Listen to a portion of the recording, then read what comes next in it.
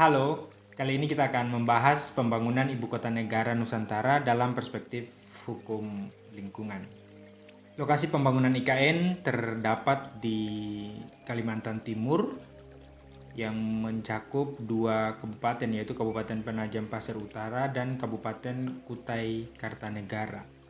Total luas lahan IKN itu ada 256.142 hektar. Ini sudah mengalami perluasan sejak tahun 2019. Sebelumnya agak kecil dari jumlah ini. Lokasi IKN itu mencakup wilayah 4 kecamatan, yaitu Kecamatan Babulu, Kecamatan Waru, Kecamatan Penajam, dan Kecamatan Sepaku. Terdapat di dalamnya 21 komunitas masyarakat adat yang masih hidup sampai hari ini.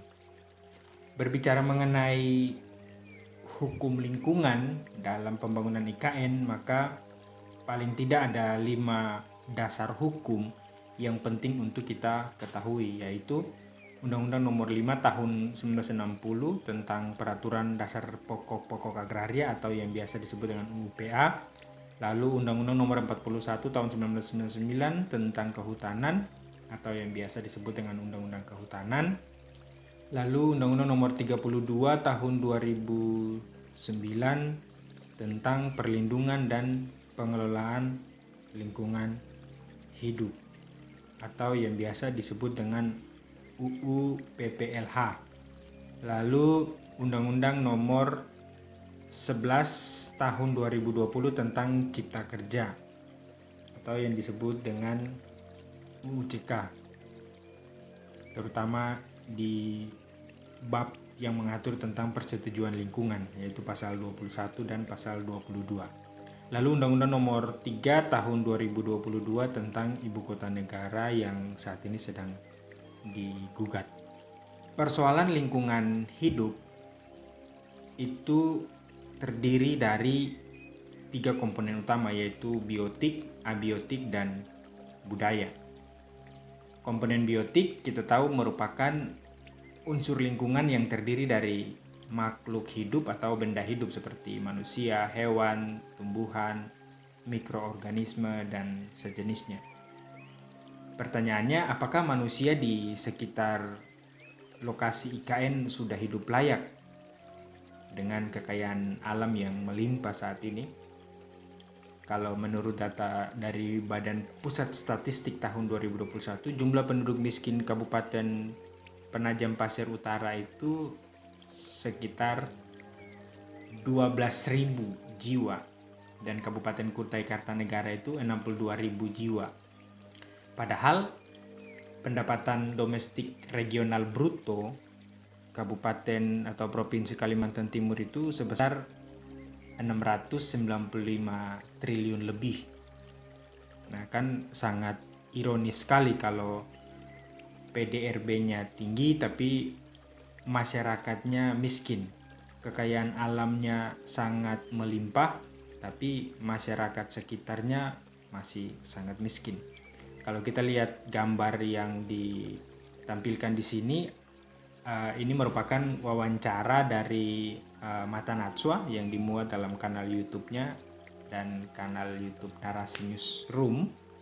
Diakui oleh ibu ini, beliau merupakan warga asli setempat, warga Kelurahan Pemaluan, Kecamatan Sepaku, Kabupaten Penajam Pasir Utara. Menurut pengakuan beliau, air bersih di sana itu harus dibeli dengan harga 60.000 sampai 90.000 per galon atau per tandon air yang digambarkan di situ yang ada di atas mobil pick up.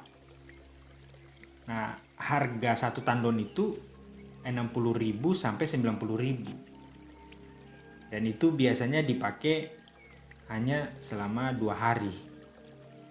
Artinya kalau dalam sebulan bisa sampai 900.000 atau bahkan 1 jutaan untuk air bersih saja.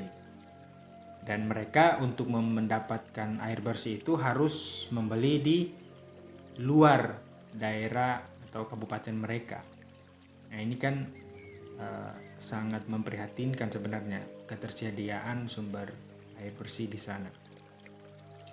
Gambar yang di samping masih dari investigasi narasi newsroom menunjukkan kesusahan dari masyarakat nelayan setempat, yang mana saat ini saja untuk mendapatkan ikan di wilayah laut sekitar situ sangat susah.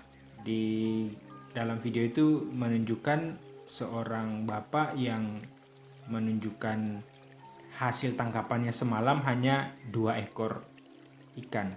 Padahal uang yang dia keluarkan untuk beli solar itu sangat besar.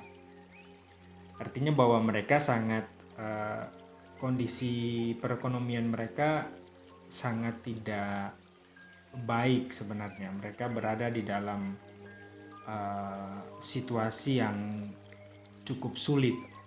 Nah, belum dibangun IKN saja mereka sudah mengalami kesulitan seperti ini. Apalagi kalau IKN-nya sudah ada. Berbicara mengenai kesusahan air bersih di Kalimantan Timur juga berdasarkan dari hasil riset Badan Pengkajian dan Penerapan Teknologi atau BPPT tahun 2020.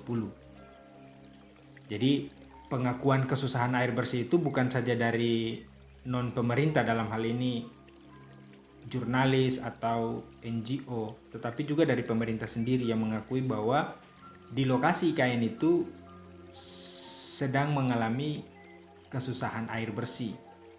Berdasarkan data dari BPPT tahun 2020 yang menyebutkan bahwa ada masalah ketersediaan air baku di lokasi IKN, maka pemerintah kemudian membangun 3 bendungan sekaligus, yaitu bendungan Sepaku Semoy, Selamayu, dan Batu Leke. Tapi karena keterbatasan anggaran, akhirnya Selamayu dan Batu Leke ditunda pembangunannya, sehingga sekarang yang dibangun hanyalah Sepaku Semoy. Artinya bahwa untuk membangun IKN itu membutuhkan dana yang sangat besar ya, sehingga pemerintah mau tidak mau harus bijaksana atau menghemat biaya dengan menunda pembangunan 2 bendungan lainnya.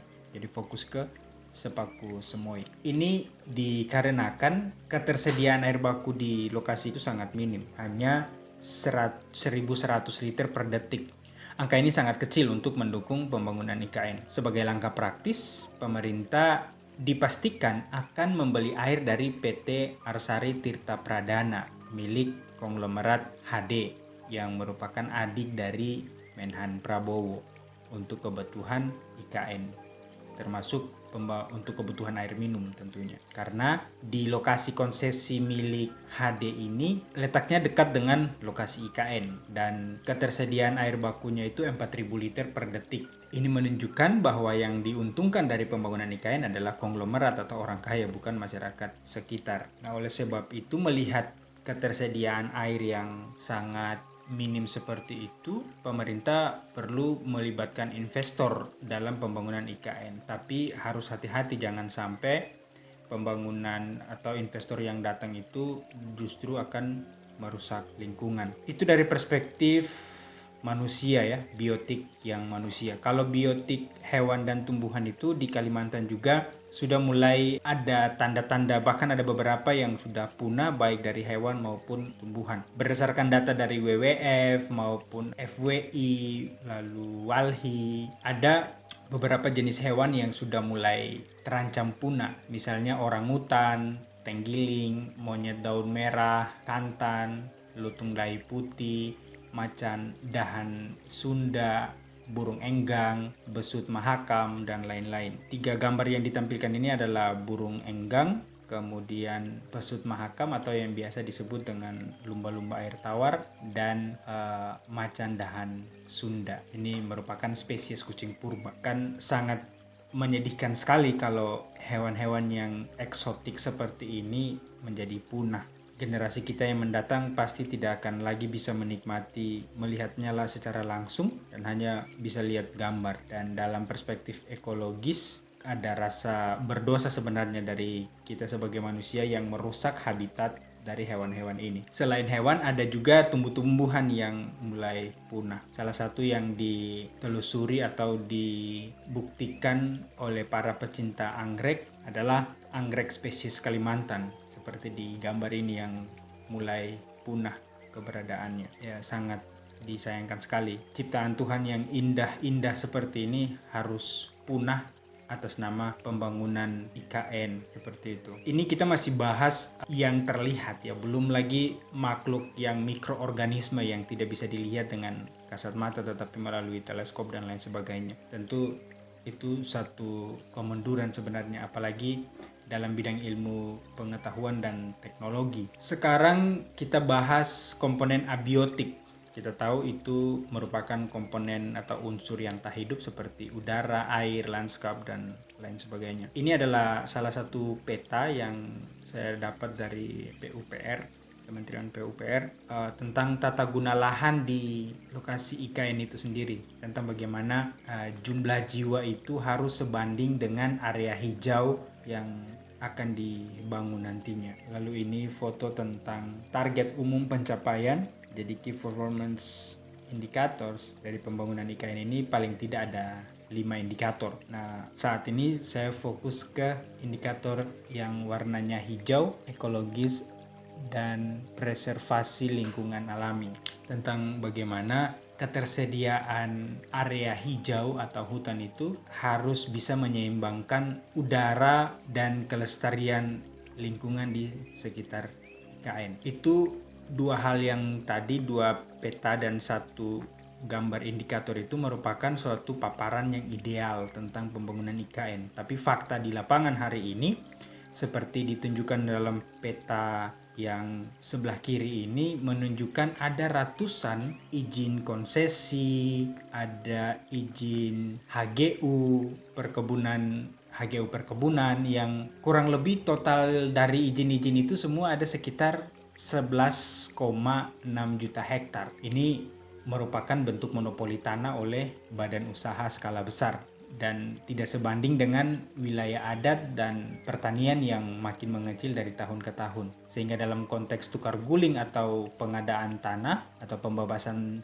tanah, yang diuntungkan tentu adalah para konglomerat yang punya perusahaan-perusahaan ini dan bukan masyarakat sekitar. Gambar di samping sebelah kanannya merupakan suatu lubang bekas tambang yang jumlahnya saat ini ada sekitar ratusan. Itu berdasarkan hasil kajian dari Walhi, Jatam, Pokja yang menunjukkan bahwa lubang-lubang bekas tambang ini merupakan bukti kerusakan lingkungan yang sangat parah sehingga harusnya direstorasi, harus dipulihkan. Nah, dalam Undang-Undang IKN nomor 3 tahun 2002 tidak jelas disebutkan apakah lubang-lubang tambang ini akan direstorasi ataukah seperti apa, itu tidak jelas. Kemudian kalau versi pemerintah, lokasi IKN yang sekarang bebas dari bencana alam. Tapi faktanya berdasarkan investigasi narasi newsroom dan beberapa NGO yang tadi saya sebutkan menunjukkan bahwa di daerah IKN itu juga rawan bencana alam. Salah satunya adalah banjir. Memang di lokasi ring 1 karena ada